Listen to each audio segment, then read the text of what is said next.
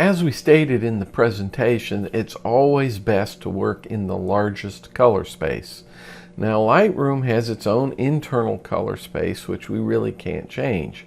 However, we can tell Lightroom what to send Photoshop. So go up to the Edit menu, go down to Preferences, and on the External Editing tab, we're going to look at Edit in Photoshop CC. And the first sentence here really tells the story. 16-bit ProPhoto RGB is the recommended choice for best preserving color details from Lightroom. So that's what we're going to select. PSD is the native file format for Photoshop files.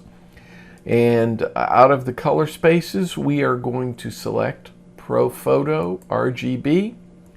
The bit depth should be set at 16 bits or the largest amount of data. Now, resolution here, we're going to talk about that later in the presentation. It has nothing to do with how an image is displayed on the monitor, but does have something to do with printing. And all this does when you set it is sets the default resolution for printing, which you'll see later on. So that's it for setting up in Lightroom. We're going to now take a look at Photoshop.